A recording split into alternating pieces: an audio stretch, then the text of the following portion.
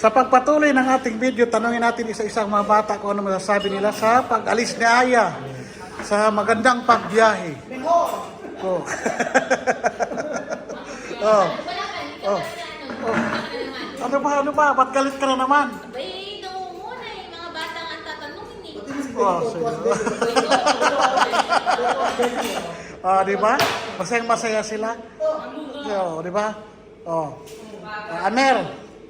Amer, ¿qué desear Aya con viaje? Que tenga un buen viaje. Oh. Bon biyahe daw. Magandang pagbibiyahe daw. Oh. Bon voyage. Oh. Maligayang paglalakbay sa pag-uwi sa Pilipinas. Oh, di ba? Ay, ¿qué nombre ¿Qué desear viajar de Aya? Que tenga un buen viaje y si tiene niños que diga a sus niños que también ha tenido niños aquí que la quiere mucho como una buena madre. Ano sabi Belzo? Translate mo nga. Sabi nga, maligayang paglalakbay daw at si Aya, parang mamaw nila si Aya daw dito. Oh, translate mo. Ayusin mong translate. Sabi niya, maligayang paglalakbay sa iyo, Aya. Mamiss ka namin ng mga bata dito na para ka na namin nanay. Hindi, ang sabi ganito. Ano ba? Ang sabi pala, Explica rin. Que cuando ella iba en su país, decir los niños de ahí que ella tener otros niños aquí en Guinea, muchos niños, y esos niños quererla mucho como madre. Parang nanay na. Sí. Sabi ko parang nanay, ano naman yung basang nanay? Parang nanay eh. Oh. Yun na, translate ko na. So, Sabi niya, maligayang paglalakbay sa iyo, Aya. Mamiss ka ng mga bata dito. Kaya ng nanay, como madre. wow, galing naman mag-translate ito doon. Oh, misma, ¿qué dice? Que ella tenga un buen viaje y que Dios la ayude en el avión para que nada malo no la pase. Ano daw? Dito na translate. Cuando ella iba en su país, que Dios la ayude, que la guarde, para nada no la pase. Que llegue bien en su país. Belson, translate mo. Tagalog translate. Cuando hermana haya ido en su país, que Dios la guarde. Okay. Sabi niya, pag siya ay bumalik na sa kanyang bansa, nagnabayan sana siya ng Diyos. Oh, galing naman. Ang ganda naman ng mensahe. Ang ganda naman ng mensahe kay Aya. Sandra, ¿qué dice para viajar de Aya? Que ella vaya bien, que llegue bien. Nos ha gustado estar con ella y queremos que ella vuelva pronto porque la vamos a extrañar mucho. Kasi sabi niya, maligayang paglalakbay sa iyo, Aya, na yung kamubiyan, sana bumalik ka ulit dito kasi mamiss ka namin. Wow, ang galing naman yun. Porque si cuya Raúl y cuya Bill y cuya José y nosotros quedamos solos. Ano? Nosotros quedamos solos. Sabi niya kasi daw yung si Jose. ako, tapos Si Roel. mag-iisa na lang. Kailangan daw may kasama. Kaya nga. Aya. Wow, ang galing-galing naman.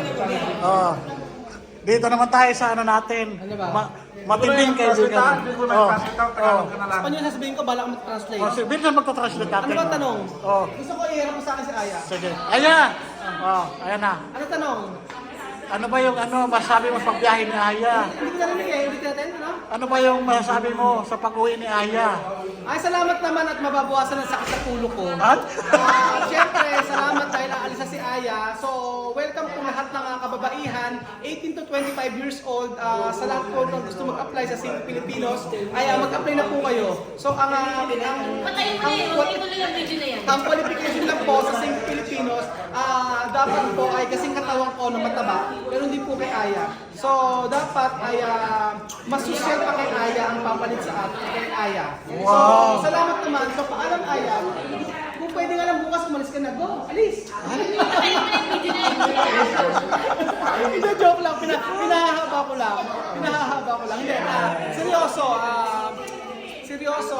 Sana sa pag-uwi ni Aya ay makita niya na maramdaman niya na mamimiss na kami. Yun. Sa pag-uwi ni Aya, sana maramdaman niya na kailangan kong bumalik sa Equatorial Guinea agad kasi mamimiss ko sila Kuya Raul. Sa pag-uwi ni Aya, sana masabi niya na pag balik ko na Equatorial Guinea, magre-resign na ako kasi gusto kong sumama sa 5 Pilipinos. Kasi alam ko sa 5 Pilipinos, pag uwi nila sa Pilipinas may opportunity. Makikita niya yung opportunity na kung saan magbablog kami. Hindi yung nakakulong lang siya sa isang lugar na kung saan sumasahod nga siya monthly pero hindi naman siya masaya. So, Aya, bahala ka na sa mga sinabi ko, dapat tamaan ng iyong puso. So, ilang minuto na ba? 5 minutes 5 minutes ba na? Sige, 5 minutes na lang. So sana sa pag-uwi na ni Aya, ma-realize niya na ang pinili niyang landasin sa pagpunta niya at pagbalik niya dito ay tama. So ano man yung decision niya sa kanyang buhay, tama man o mali, ay nakasuporta ang 5 Pilipinos. At syempre, sa pag-uwi niya sa Pilipinas, ay sana ma-realize niya na ma-realize niya na ma-realize na dapat piliin niya ang 5 Pilipinos kaya sa trabaho. Ganun. Ilang minuto na? Abay, parang gusto rin nagsalita. 6 na. 6. Gusto pang magsalita. Gusto pang salita. Nihaw. Ayaw magsalita. Sige, ikaw muna sa akin. Tumakas na siya. So, kailangan 30 minutes yung ano natin dyan. Yes. So, syempre, ganun lang. Si Sophie na lang. Umuuna lang naman si Aya eh. Susunod. Sophie! Sophie! Aros kung aros. Hindi si Aya biyahar. Ha? Sophie, ito siya. Sophie. Kung biyaha. Sir, kung biyahar si Aya. Habla. Habla. Bien viaje, ma.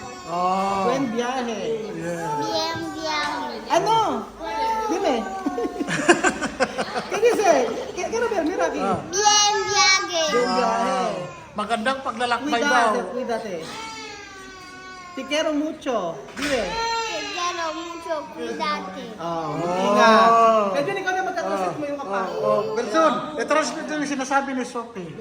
Maligayang paglalakbay sa iyo, Aya. Yun. Na sana maging ligtas ka sa iyong pagbiyaya at maging masaya ka sa iyong pagbakasyon sa Pilipinas. Beverly. Oh. Habla para ti, Aya. Habla. Para Aya. Que te haya vaya bien, que quede bien ahí y que esté feliz. Después, Mamur. Ay, sabi ka, may sinabi. Ano daw sabi ni ano? Bien biyahe. Feliz.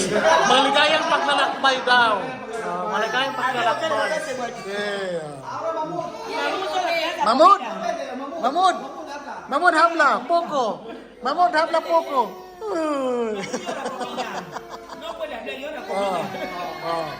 Ahora chamami. Chamami, ¿qué dice? Habla, ¿ah? Ay, estoy muy contenta. Hasta diría que yo ya quiero montar en avión con ella para ir.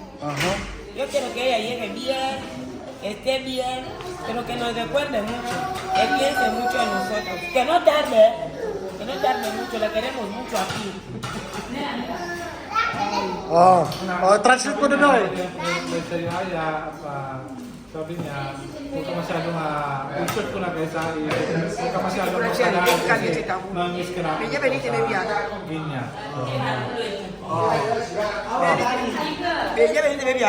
Otro. Lima. ¿Qué decir para Aya? Que buen viaje para ti, Aya, y que la quiero mucho. Que no tarde ahí. Sabi niya, Aya, maraming pag-umpay sa iyo, Aya. Tapos, huwag ka masyadong magtagal. Miss ka namin dito. Talagang parang nanay na sa Aya ng mga bata. Talagang, sige. Jose, ikaw, anong masabi mo pag bakasyon na Aya, paglalakbay? Para sa akin, Aya, manis ko na namin kasi wala na kami nakulitan dito. Wala na kami kabardagulan. At dapat pang umalis ka na kasi nakasawa rin kami. Aya, anong masabi mo sa sinabi ni Aya? Uy, wala akong maganda Ayan, Imbis tama. na maiyak ako, nag-visit lang ako. Ayan, parang natutuwa na kami na alis kami at nang maluwang-luwang na kami. Kaya good luck lang sa biyahe mo. Sana masaya ka sa So, biyahe. siyempre sa pag-alis ni Aya, divided by 3 na po ang revenue. So, medyo malaki na po ang malaki namin ni Aya. So, thank you so much. Thank you so much sa lahat ng memories mo sa amin.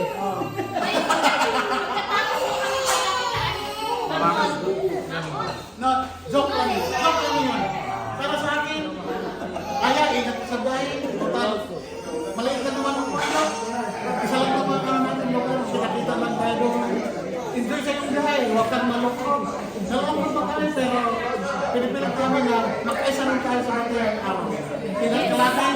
Ingat sa good health mo. Huwag mo pabayaan sa sarili mo. At good luck sa mga mission natin sa buhay.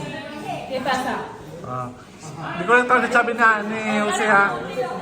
Ikaw. Ayaw ko pala.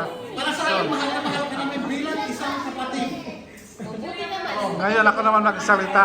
Ako short lang sa akin na yung masabi ko kasi wala man tayo masyadong pinagsamahan. So, sabihin ko lang, ako lang ikaw magsasabi lang. So, masabi ko lang sa Yaya, maligayang bakasyon. Sabi ng mga tao, wala na ulit kasi namiss ka nila. Yun, sabi ko. Pero sa akin, hindi naman kita ma-miss kasi makita naman kita naman, diba? Siguro, miss ko lang siguro yung yung kaya, yung pagiging tao, era. Kasi doon ka nakilala mga tao. Yung siguro na-miss ko sa iyo, yung paglabas ng mga rimples, yung mga... Pagiging kliyera. Sabi ko na kaya, Basta may era. pagiging sosyalera niya, Ay. yung social digger na tawag. Social climber digger. I don't believe. But most ba tawag sa English yun? So, sana magpasaya ka sa bakasyon mo. Sana tapos yung sana matupad sana matupad yung wish mo na alam mo na yung ano yun, alam mo na sa puso mo, sana matupad na yun at sana magpasaya ka sa buhay mo. At live a simple life tapos always sa lalaki ng kanya niyo sa iyo, dapat yung always wealth is wealth. Health is wealth. Kailangan yung sarili mo. Kasi hindi kayo pa yung ikaw pa yung sa sarili mo na yan, ikaw pa yung mag-ask ka sa sarili mo, diba? Tara! Wow, ang bait-bait naman ng bait. Ultimate twist ko tayo sa mga True love. true love. Yes. Basta huwag ka mawala ng pag-asa, darating at darating yan. Maging happy tayong lahat.